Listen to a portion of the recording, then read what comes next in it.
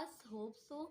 You all are doing well, and I am your teacher from Learning Zone. Here, your class 9 की class हम पढ़ाते हैं students, ना सिर्फ क्लास 9 की बल्कि class 9, 10, 11, 12 first year, second year, MCAT, ECAT, A D S, B and MCAT, ECAT, all purpose of हम पढ़ने की चीज़ें, मतलब कि एजुकेशन की सब चीज़ें आपको यहाँ पे मिलेंगी लर्निंग की, चाहे वो 1 से लेके 8 तक की क्यों ना हो, ग्रामर्स हो, अडोब हो, इलस्ट्रेटर हो, कुछ भी हो, फोटोशॉप हो, एआई, कुछ भी स्टूडेंट्स, कुछ भी वो हमारे चैनल पे आपको सब कुछ प्रोवाइड मिले।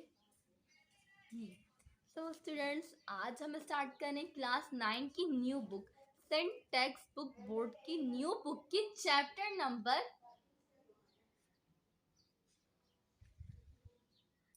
क्लास 9 की हम चैप्टर नंबर 1 केमिकल इक्विलिब्रियम का आज हम सेक्शन डी सॉल्व करेंगे, यानी कि न्यूमेरिकल। सेक्शन डी में हमारे पास स्टूडेंट्स 3 न्यूमेरिकल गिवन है।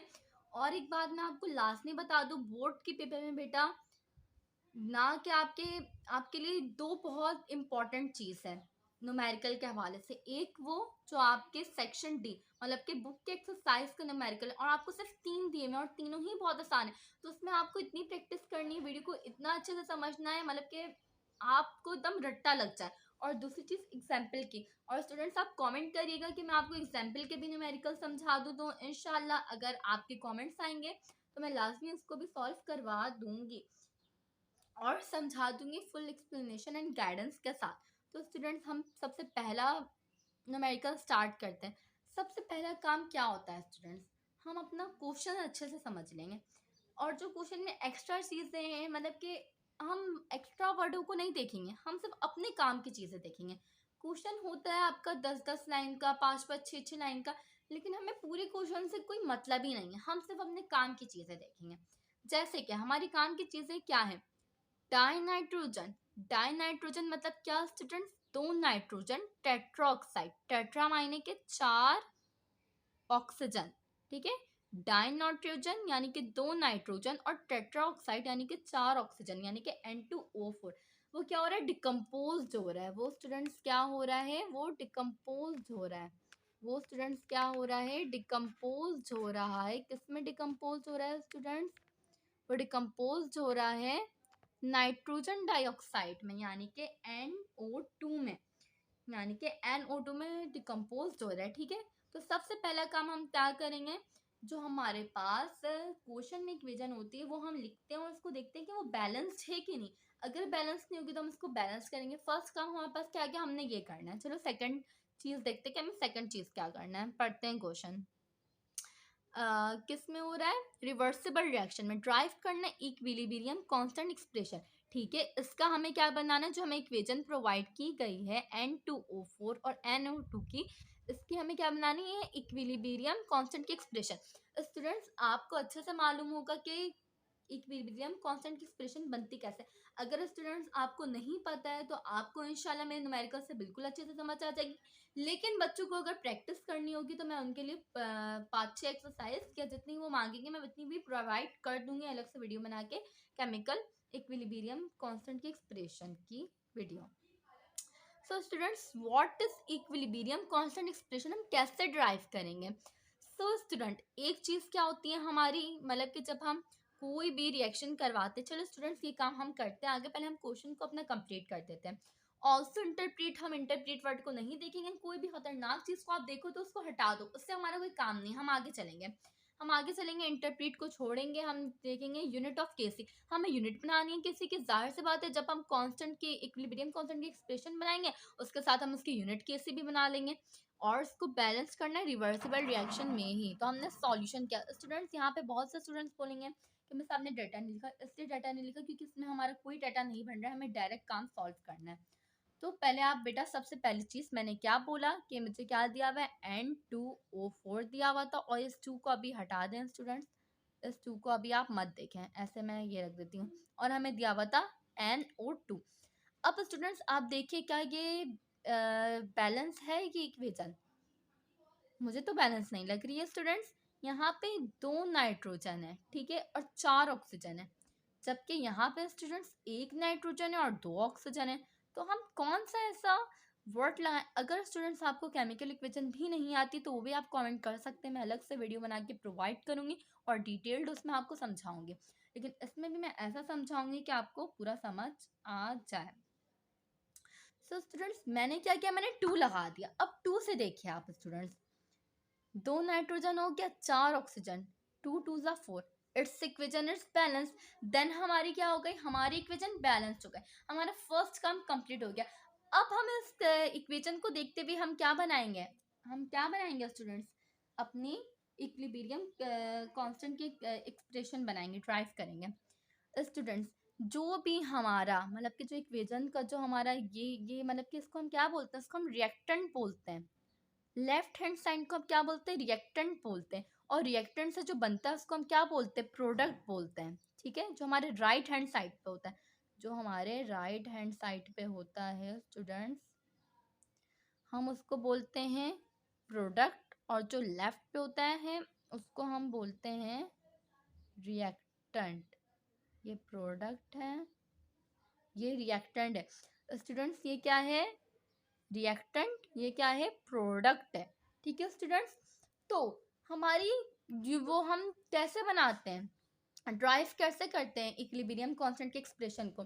स्टूडेंट्स हमेशा ये बात रखेगा, जो भी हमारा प्रोडक्ट होता है वो क्या बन जाता है, केसी में वो हम सबसे पहले लिखते हैं अपने एक्सप्रेशन में, फिर उससे डिवाइड करवाते हैं अपने रिएक्टेंट को। और स्टूडेंट्स कोफिशिएंट मतलब कि यहाँ पे अभी कोई कोफिशिएंट नहीं, अगर यहाँ पे अगर सपोज कर ली 4 कोफिशिएंट होता मतलब कि डिवाइड में नीचे आती, तो इसकी पावर क्या बन जाती 4। और हमेशा याद रखिएगा कि इक्विलिब्रियम कांस्टेंट के एक्सप्रेशन में प्रोडक्ट सबसे पहले आती है, उसके बाद नीचे क्या आ जाती है, रिएक्टेंट आ जाती है, और जो उन दोनों के साथ कोफिशिएंट होती है वो क्या बन जाती है, पावर बन जाती है। इतनी सिंपल सी बात है स्टूडेंट्स। तो हमने क्या लिखा, rate of forward reaction R F, rate of forward reaction R F directly proportional है किसके, हमारे फॉरवर्ड रिएक्शन क्या है, ये क्या होती है स्टूडेंट, फॉरवर्ड रिएक्शन है, ये जा रही है। और ये क्या होती है, रिवर्स रिएक्शन है। रिवर्स रिएक्शन को हम बैकवर्ड रिएक्शन भी बोलते हैं। स्टूडेंट्स आप यहाँ पे बैकवर्ड रिएक्शन भी लिख सकते हो और रिवर्स रिएक्शन भी, दोनों में बात है कि अब स्टूडेंट्स एक क्वेश्चन मतलब कि एमसीक्यू सा है, आप देख के घबरा मत जाइएगा, उसमें गलत टिक आउट नहीं कर देगा, आप समझे कि रिवर्स रिएक्शन क्या होता है और ये बैकवर्ड तो नहीं लिखा हुआ है, या तो यहाँ पे रिवर्स दिया हुआ है और बैकवर्ड नहीं है, तो हम कैसे लगाएं, तो दोनों क्या होती है, एक होती है। और हमारा रिवर्स रिएक्शन क्या है, NO 2 की पावर मैंने क्या लिख दी, 2 लिख दी। मैंने कैसे बनाया, मैंने क्या किया, अभी मैंने सिर्फ लिखा है, इस वजह से मैं अभी केसी की यूनिट नहीं बनाई हूँ जो मैं पहले रिवर्स को पहले लिखूं। मैंने students rate of forward reaction and reverse reaction की डायरेक्टली प्रोपोर्शनलिटी बताई है। आर एफ क्या है, N2O4 आर आर, यहाँ पे आप आर, यहाँ पे आप वो भी लिख सकते हैं बी आर भी लिख सकते हैं, लेकिन स्टूडेंट्स आर आर लिखते हैं आपकी मर्जी, आप बैकवर्ड रिएक्शन लिखें या रिवर्स रिएक्शन लिखें। बी बी भी लिख सकते हैं आप स्टूडेंट्स। तो NO2 की पावर क्या बन गई, 2 बन गए। अब हम अपनी ड्राइव करेंगे एक्सप्रेशन कैसे की, ये देखिए स्टूडेंट्स, केसी बराबर है स्टूडेंट्स, हमने क्या किया, हमारे जो ये क्या थी हमारी स्टूडेंट्स, हमारी रिवर्स रिएक्शन को हमने पहले लिखा, फिर हमने अपनी बैक फॉरवर्ड रिएक्शन लिखी, और उसमें पावर को हमने कोफिशिएंट को पावर बना दी, इसमें कोई कोफिशिएंट नहीं थी तो पावर नहीं बनी। ये हमारी केसी की कितनी आसान थी, ये हमारी बन गई, ये हमारी क्या हो गई, डन हो गई। 4 यूनिट हमें ऑल्सो बोला गया तक यूनिट करेंगे। स्टूडेंट्स हमारी जो वैल्यू होती है केसी की, उसकी क्या यूनिट होती है, mole dot D M cube. Mole inverse भी होती है लेकिन mole dot D M cube भी होती है, तो मैंने mole dot D M cube लिखा, और मैंने ऊपर मेरे पास पावर 2 थी तो मैं इसका पावर 2 लगा दी, नीचे की वाली की भी कितनी हो गई, मोल डॉट डी एम क्यूब, तो मैंने mole dot D M cube लिखी, एक डी एम क्यूब से एक पूरा कट गया, सिर्फ एक बचा, तो केसी कितनी है, mole dot D M cube. ये स्टूडेंट्स ये क्या हो गया, ये हमारा आंसर हो गया। कितना आसान स्टूडेंट्स ये पहला वाला न्यूमेरिकल था। होप करती हूँ कि आपको ये वाला न्यूमेरिकल बिल्कुल अच्छे से समझ आ गया। अब बढ़ते हैं अपने नेक्स्ट क्वेश्चन की तरफ। सो स्टूडेंट्स हमारा क्वेश्चन नंबर 2 है, PCl5, PCl3 and Cl2 are at equilibrium at 500 के ना क्लोज्ड कंटेनर। मैंने पहले भी क्वेश्चन में बोला था कि स्टूडेंट्स हम अपने काम से मतलब रखेंगे, हम कोई भी एक्स्ट्रा क्वेश्चन और उसके बातों पे नहीं जाएंगे। सो स्टूडेंट्स हमारे क्वेश्चन में क्या है, इक्वेशन दी हुई है पहली, तो हम इसको लिख देंगे PCl। स्टूडेंट्स इक्वेशन बनाने में गलती नहीं किया, ये देखिए PCl5 के बाद कॉमा है, ठीक है, फिर PCl3 एंड Cl2, यानी PCl5 से बन रहा है रिएक्टेंट ये है और इससे प्रोडक्ट बन रहा है PCl3 एंड Cl2। तो आप देखिए ये बिल्कुल बैलेंस्ड है, PCl3 बना, Cl5 है, ठीक है, तो Cl3 इधर आया और Cl2 इधर आया, 3 2 5 और एक P इधर आया, तो ये बिल्कुल क्या है, बैलेंस्ड है, ठीक है स्टूडेंट। अब हम इसको छोड़ेंगे, अब हम अपनी काम की चीज़ देखेंगे। हमें कंसंट्रेशन दी हुई है 0.8 एक्सपोनेंशियल 3, ये रही पहली, ये किसकी हो गई पहली, PCl5 की, मोल डीएम क्यूब। दूसरी क्या, 1.2 एक्सपोनेंशियल -3, ये हमारी PCl3 की हो गई दूसरी की। एंड तीसरी दी हुई 1.2 एक्सपोनेंशियल 3, ये भी हमारी किसकी हो गई, तीसरी की, Cl2 की। यानी हमारे पास PCl5, PCl3 एंड Cl2 की हमें कंसंट्रेशन ढूंढने में बिल्कुल भी मुश्किल नहीं हुई, हम तीनों वो ढूंढ ली। अब हम तीनों की वैल्यू लिखेंगे और केसी बनाएंगे। और स्टूडेंट्स आप एक चीज नोट कर रहे हैं इस बार, आप एक चीज स्टूडेंट्स नोट कर रहे हैं कि सो स्टूडेंट्स आप देख रहे हैं जो हम बनाएंगे केसी की इक्वेशन, इसमें कहीं पे भी PCl5, PCl3 एंड Cl2 में कहीं पे भी कोफिशिएंट नहीं है। कोफिशिएंट होती है तो पावर बनती है, इसमें नहीं दी हुई तो नहीं बनाएंगे, सिंपल सी बात। हमने PCl5 से बनाया PCl3 एंड प्लस Cl2, ये बैलेंस है, हमने छोड़ दिया। PCl5 की वैल्यू लिखी 0.8 एक्सपोनेंशियल 3 मोल डीएम क्यू, PCl3 के लिखी 1.2 एक्सपोनेंशियल -3 मोल डीएम क्यू, Cl2 के लिखिए 1.2 exponential -3 mole dot DM cube. हमने लिख दिया, हमने सॉल्यूशन किया, केसी बनाया, केसी इज इक्वल्स टू PCl 5 क्या था हमारा, रिएक्टेंट था, हम रिएक्टेंट बाद में लिखते हैं, हम प्रोडक्ट पहले लिखते हैं। प्रोडक्ट क्या था, PCl3 और Cl2 हमने लिखा और नीचे डिवाइड कैसे करवाया, रिएक्टेंट है, रिएक्टेंट से PCl5, ये हमारी केसी की रिएक्शन बन गई। अब हम करवाएंगे। सो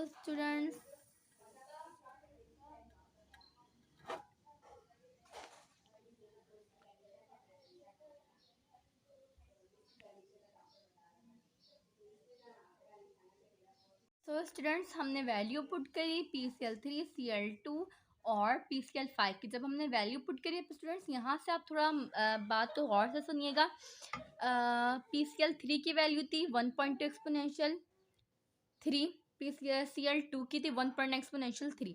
हम पहले 1.2 एक्सपोनेंशियल -3 और 1.2 एक्सपोनेंशियल 3 को आप बेटा कैलकुलेटर में दोनों को मल्टीप्लाई करेंगे तो क्या आ जाएगी, 1.44 एक्सपोनेंशियल 6। यहाँ तक हो गया। मैंने इस दोनों को आपस में मल्टीप्लाई करके इसको इसलिए नहीं लिखा क्योंकि बहुत से स्टूडेंट्स को बेटा मसला हो जाता है, क्वेरीज आ जाती है, तो आप ऐसे नहीं करिएगा। आप mole dot DM cube multiply by mole dot DM cube करके ऐसे लिख दिएगा। फिर नीचे ये वाली वैल्यू सेम आ गई, 0.8 exponential -3 mole dot DM cube. अब आप क्या करेंगे स्टूडेंट्स, इस मोल डीएम क्यूब से इस मोल डीएम क्यूब को काट देंगे, ठीक है स्टूडेंट्स। आप ये काम करिएगा, क्या करिएगा, आप ये काट दिएगा, ठीक है स्टूडेंट्स। तो आपके पास सिर्फ क्या बची, मोल डॉट डीएम क्यूब, हो गया आसानी से। यानी हमें ये तो पता चल गया हमारा जो आंसर आएगा उसके साथ मोल डॉट डीएम क्यूब ही आएगा। इस तरीके से आसानी हुई क्योंकि बहुत से बच्चे मोल डॉट डीएम क्यूब और मोल डॉट डीएम क्यूब को मल्टीप्लाई करने में मस्ती कर देते हैं, क्वेरीज हो जाती है उनको, और अगर पावर होती है तो और वो मस्सा कर देते हैं बेटा। लेकिन मैं इसके लिए आपके लिए अलग से वीडियो बना दूंगी, लेकिन आप ऐसे करिएगा, ऐसे आपके लिए ज़्यादा सूटेबल और अच्छा स्टेप है। फिर 1.44 एक्सपोनेंशियल -6 को बेटा आप डिवाइड करिएगा 0.8 एक्सपोनेंशियल -3 से, तो आपका आंसर आएगा 1.8 exponential -3 mole dot DM cube. KC की यूनिट वैल्यू आ गई, KC is equals to 1.8 exponential -3 mole dot DM cube answer.